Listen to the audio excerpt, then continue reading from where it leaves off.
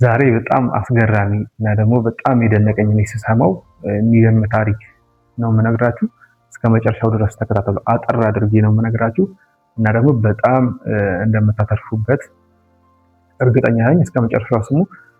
ለዚህ ቻናል አዲስ ከሆናችሁ በአጠቃላይ ስለ ትዳር፣ ስለ ሪሌሽንሺፕ፣ ስለ ፍቅር እንዲሁም ደግሞ ራስን ስለመለወጥ ጥሩ ጥሩ የሚባሉ ሀሳቦችን የምናነሳበት አስተማሪ የሚባሉ ታሪኮችን ደግሞ ስቶሪ ታይም እያለን ደግሞ የምናቀርብበት ቻናላችን ስለሆነ ሰብስክራይብ ማድረግ እንዲሁም ደግሞ ለሌሎች ሼር ማድረግ እንዳይረሳ። ዛሬ የምነግራችሁ ታሪክ አሜሪካ ውስጥ ካሊፎርኒያ የተፈጸመ አንድ ታሪክ ነው። በ1996 ነው የተፈጸመው ይህ ታሪክ እና ሁለት ባልና ሚስቶች ነበሩ። በቃ ተጋብተው በቃ እንደ ኖርማል ባልና ሚስት ይኖሩ የነበሩ ሰዎች ናቸው እና ይኖሩ ሳለ ምን ይፈጸማል? በ1996 እሷ ያልታሰበ ሲሳይ ዘነበላት። እሱ ምንድነው የሆነው? 1.3 ሚሊዮን ዶላር ሎተሪ ደረሳት። 1.3 ሚሊዮን ዶላር በጣም ብዙ ነው። የዶላር ቫልዩ መቼስ ታውቁታላችሁ እና በጣም ብዙ ብር ነው የደረሳት። ከዛ ምን ብላ ብታስብ ጥሩ ነው? አሁን እናንተ ምን ብላችሁ ነው የምታስቡት? እናንተ ብትሆኑ 1.3 ሚሊዮን ዶላር ዝም ብላችሁ በ200 ምቱትና ያን የሚያክል ብር ደረሰሽ ወይንም ሴት ስለሆነች እሷ ደረሰሽ፣ ምንድን ነው የምታደርጊው? አግብተሻል ምናምን ምናልባት ልጆችም አሉ ምናምን እና ልክ እንደደረሰሽ ስትሰሚ ምንድን ነው የምታደርጊው? በጣም እርግጠኛ ነኝ የምናገረው ሁላችሁም ማለት በሚቻል ሁላችሁም፣ ምንም እርግጠኛ ነኝ እንደዚህ ሁላችሁም ቀጥታ ባላችሁ ጋር ነው የምትደውሉት። የኔ ፍቅር፣ የኔ ውድ እንደዚህ ደረሰኝ አላመንኩም ምናምን ብላችሁ በቃ እናንተ ሴትም ስለሆናችሁ ደግሞ በቃ ቤቷን ምናምን እያላችሁ ፕላን አውጥታችሁ ምናምን በቃ ቤታችሁን እንዴት አሪፍ እንደምታደርጉ፣ ኖሯችሁ እንዴት እንደምታስተካክሉ፣ ለልጆቻችሁ ምን አይነት ህይወት ልሰጣችሁ እንደምትችሉ ምናምን ነው የምታስቡት። ዴኒስ ግን እንደዛ አላሰበችም። ምን አይነት ሴጣን ሽፍ እንዳላት አላውቅም። በጣም መጥፎ የሚባል ሀሳብ አሰበች። እሱም ሀሳብ ምንድነው? ይሄ ሎተሪ ከመቀበሌ በፊት ባሌን ምን ማለት አለብኝ? በቃ አሯሩጬ መፍታት አለብኝ። ያለበለዚያ አሁን በትዳር ውስጥ ስላሉ ይሄ 1.3 ሚሊዮን ዶላሩ የሁለቱም ነው የሚሆነው። ስለዚህ ምን ብላ አሰበች? የዛኑ ቀን ፍቺ እፈልጋለሁ ብላ ከባሏ ጋር እንዲፋቱ አደረገች። ያችን ብር ራሷ ብቻ ለመጠቀም ማለት ነው። ስለዚህ አሁን የነበራቸው የትዳር ህይወት በመካከሉ ምንድን ነበር? ፍቅር ነበረ ወይስ ምንድን ነው ማለት? የሆነች ሳንቲም ስትመጣ ያችን ሳንቲም እንዳይቀበል ብሎ አንድ ሰው ያንን ሳንቲም ይዞ የሚሄድ ከሆነ ሴንስ ራሱ አይሰጥም። ለምንድን ነው አብረው ይኖሩ የነበረው? ምንድን ነበር አብረው ያኖራቸው የነበር? ወይንም የሆነች ሳንቲም ነበረች ማለት ነው እሱ ጋር የሆነ አብረው የሚያኖራቸው ምንድን ነው?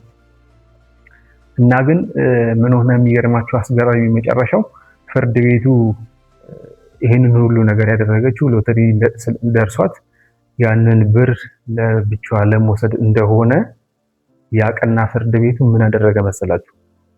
ያ 1.3 ሚሊዮን ዶላሩን ከሷ ነጥቆ ሙሉ ለሙሉ ለባሏ ሰጥቶ እሷን ባዶ እጇን ሰደዳት። እየሰማችሁ በጣም ያስገርማል አይደል? ያ ከሱ ጋር እንድትለያይ ያደረጋትን ብር ከሷ ነጥቆ ለሱ ሰጥቶ እሷን ባዶ እጇን ሰደዳት። በጣም ይገርማል። እና ደግሞ ምን ልትሆን እንደምትችል እሷ አስቡት። እንዴት ልታብድ እንደምትችል አስቡት። እና አንድ ቀልደኛ ሰው ምን ሲል ሰምቼው ነበር? በፊት አሁን ኃጢአት ስትሰራ ወይንም መጥፎ ስራ ስትሰራ የሆነ ቆይቶ ነበር መልስ የሚሰጥ እግዚአብሔር አለ። ቀልድ ነው እሺ። በፊት ቆይቶ ነበር መልስ የሚሰጥ ወይንም ደግሞ በቃ ሰማያዊ ስትሄድ እዛ ነው የምታወራርደው አለ። አሁን ግን ተቀይሯል። እንደዛ አይደለም፣ እጅ በእጅ ነው አለ። እዚህ ጋር የሆነ ነገር ስታደርግ እዚሁ ትቀበላታለህ አለ። እና በዚህ ሴትዮ እንደዛ ነው መሰለኝ የሆነው። እና ያው ታሪኩ ያስተምራል።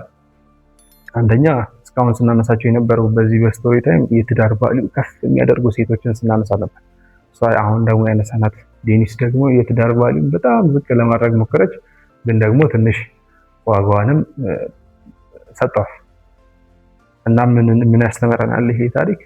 የሆነ ትዳር ስንመሰረት የፍቅር ግንኙነት ስንመሰረት ከማንኛውም የፍቅርን ትዳርን ተውትና ከማንኛውም ሰው ጋር የሆነ የጓደኝነትም ሊሆን ይችላል፣ የቤተሰብነትም ሊሆን ይችላል።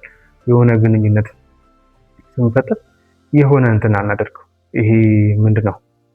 የሆነ ነገር ለጥቅም ብለን የሆነ ሰው አንቀርም እና ደግሞ የሆነ ጥቅም ደግሞ ከሆነ ሰው እንዳይለየን። በተለይ ደግሞ ትዳር ላይ ሲሆን ደግሞ በጣም ከባድ ነው። የሆነ ሳንቲም ፍለጋ እና ደግሞ የሆነ ሳንቲም ደግሞ ባልሽን ወይንም ደግሞ ሚስትህን የሚያሳጣ ከሆነ ደግሞ እሱም በጣም ትልቅ ስህተት ነው እና ደግሞ ዋጋም ያሰጣል። ምናልባት የዚህ ሴትዮ የሚታይ ዋጋ አስከፍሏታል። የሚታይ ቅጣት በዚህ ምድር ተቀብላ ሊሆን ይችላል እና ደግሞ የማይታየው ደግሞ ትልቁ ቅጣት ደግሞ ከላይ ካለው ከእግዚአብሔር ዘንድ ስላለ ለትዳራችን ለባል ለሚስት ሚስት ለባሏ ደግሞ ከምንም በላይ ታማኝ መሆን መቻል አለባት ብለን እናስባለን። ለዛሬ ያዘጋጀናት ቪዲዮዎች ነች። ነገ ደግሞ በሌላ ቪዲዮ እንገናኛለን። እግዚአብሔር ይስጥልን።